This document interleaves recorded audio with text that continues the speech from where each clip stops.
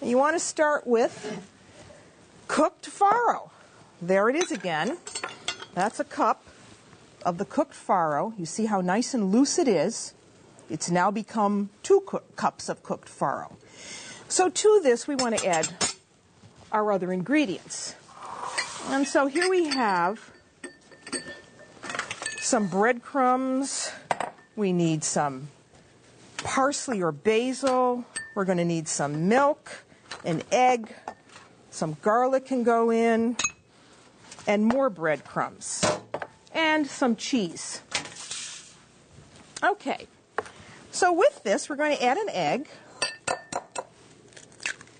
1 large egg. We want to take this milk and just moisten that bread. So I like to do that with my hands. This is going to help bind the mixture together. But when you make this mixture up, you want to refrigerate it after you have it all mixed together, because that's going to help you form the meatballs. So get the bread soft. That goes in. Then you want some dry breadcrumbs. And always make your own breadcrumbs. Don't go out and buy boxed breadcrumbs. So here are some breadcrumbs. And I know how much I need when I'm forming these, so if they seem loose, I can add a little bit more breadcrumb to it. And some cheese. Here we are using, again, that Montasio cheese. So that goes in. A little salt. And a little pepper. And I'm going to turn my casserole off now because I know it's done. It's finished. Easy. So now you mix this all up. Use your hands so you can get all of that bread mixed in. If you don't want to use your hands, you can use a spoon, but this is so Italian. So you mix this all up until it's well combined. Then this goes in the refrigerator. You want to leave it there for about a couple hours, or even overnight is good. So that looks good. Wash my hands, because before you came over, I made some, and I have it in the refrigerator. Because if we tried to form this right now, we wouldn't be able to. So let's put this in the fridge and get out the one that's ready to go.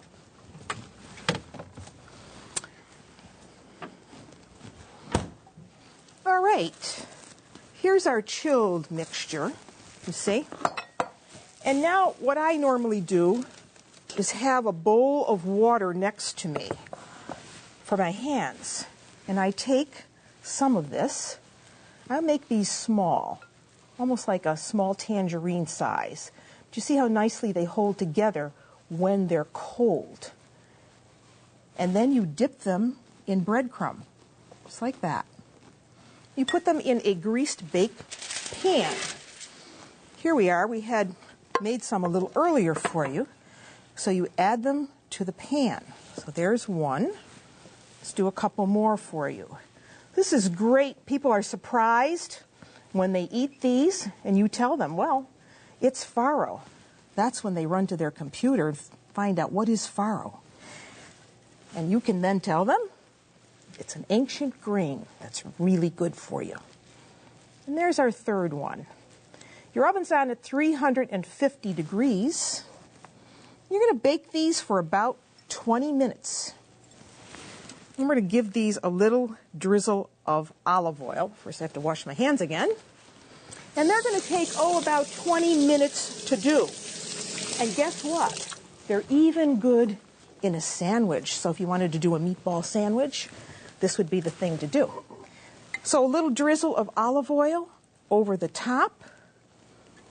350 degrees, your oven is on. 20 minutes later, you're going to have this wonderful dish. Healthy and unusual.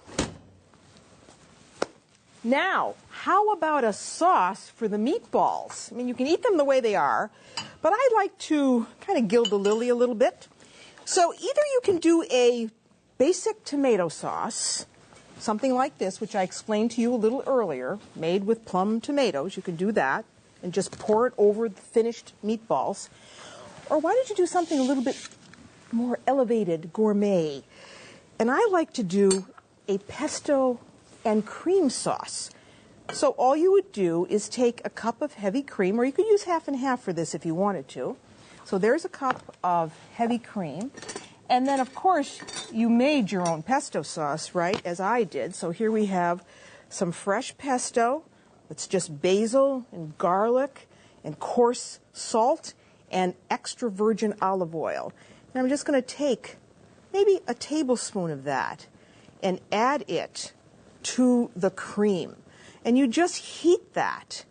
And then when the meatballs are ready, you would serve this as a side sauce, just like you would serve the tomato sauce as a side sauce.